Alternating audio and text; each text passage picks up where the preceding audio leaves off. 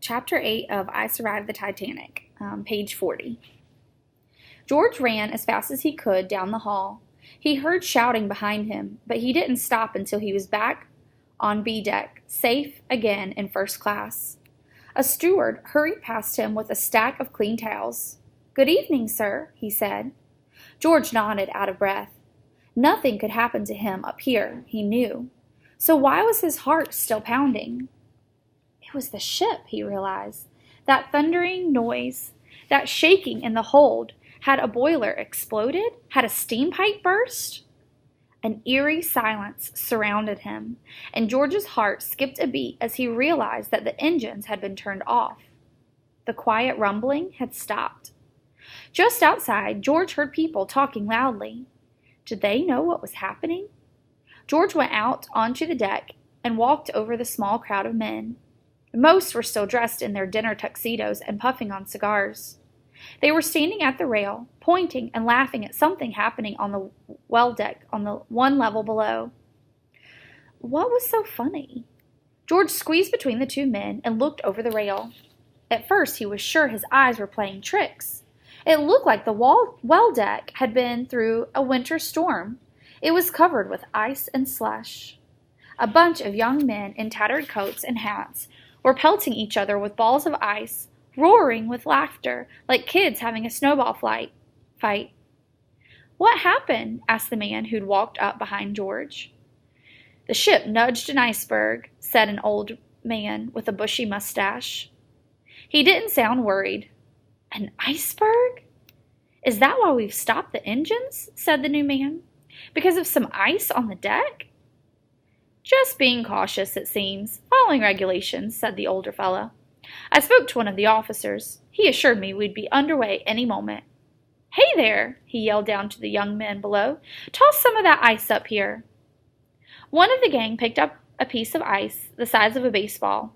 He threw it, but the man with the bushy mustache missed. George reached out and made a clean catch with one hand.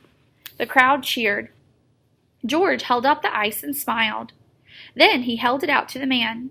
"Keep it, son," he said. "There's plenty for everyone." The piece of ice was heavier than George had expected. He sniffed it and wrinkled his nose. It smelled like old sardines. More ice balls came sailing up from below, and the men jostled to catch them. Their laughter and cheers rose up around George, and the fear he'd felt in the baggage hold faded away. From up here on the deck of this incredible ship, George felt powerful. Nothing could hurt him on the Titanic. Not a meteor falling from space, not a giant squid, not the Scarface man. George squinted out into the distance, hoping to see the iceberg, but the sea faded into darkness. His teeth were chattering now. It was so much colder than it had been at dinner time. He wanted to be back in bed, curled up under his fancy first-class sheets and blankets.